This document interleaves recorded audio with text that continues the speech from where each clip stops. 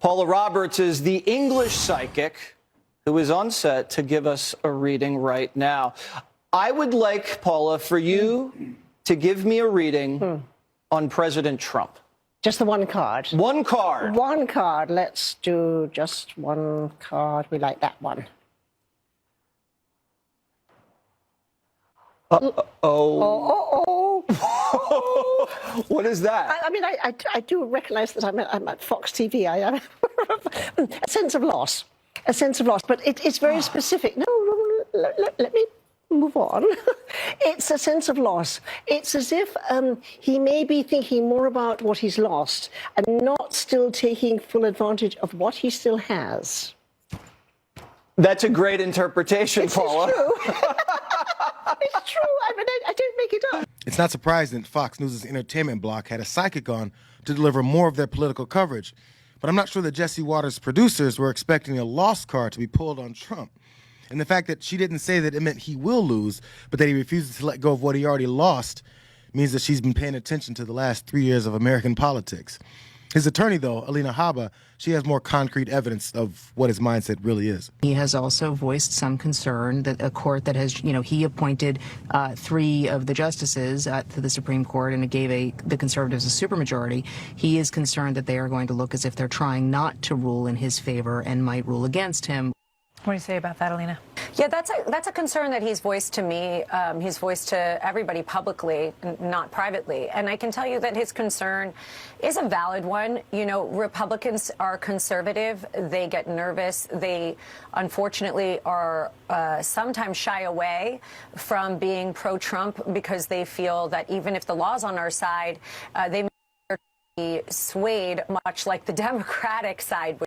Right? So they're trying so hard to look neutral that sometimes they make the wrong call. If the justices read the law as I do, as most Americans and attorneys do, even Dershowitz, who's a known liberal, it's just a simple decision, and it should have nothing to do with if you're a Republican or a Democrat. You know how Republicans are so afraid to show how conservative they are, from the fear of being seen as partisan and in support of Donald Trump. This narrative always has to paint themselves as victims of an oppressive political landscape once consequences show up. The problem is that Trump world might be seeing some validity in a few of these states' desire to remove him from their ballots.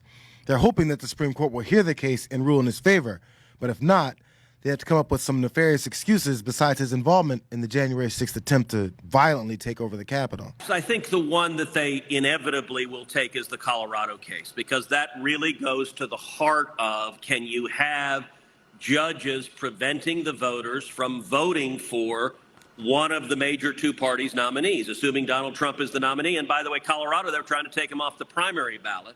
I don't think the Supreme Court, I think they're going to reverse that quite easily. I think that decision is utterly lawless. The main decision is even more laughable. And more we see in courts, we see at the Department of Justice, we see among elected Democrats, we see in the corporate media. They are motivated just by this overwhelming hatred of Donald Trump. Ted Cruz is working in hopes of preserving the glory of Donald Trump, probably because he already lost to him in embarrassing fashion. But the rest of the current field of Republican hopefuls is still stuck rooting against his removal while also claiming that they can somehow win without it. Nikki Haley's one of them, and she can't stop playing the generic danger card that speaks to her base. Look, I mean, first of all, don't open a door you can't close. And this is a dangerous door to open. And we need the Supreme Court to step in quickly before we have too many states do this. I will defeat President Trump fair and square. I have no doubt about that. But this is not the way to do it.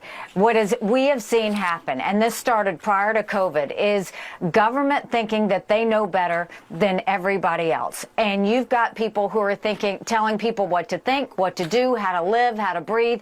That is not what they're supposed to do. I trust the people of Colorado. I trust the people of Maine. I trust the people of Wisconsin. Let them make the decision. Let them decide the path forward for our country. But this goes back to the fact that, rightly or wrongly, chaos follows Trump. It always does. It just follows him. And we are a country in disarray. We've got a world on fire, and we can't go through 4 more years of chaos. We won't survive it. You don't fix Democrat chaos with Republican chaos.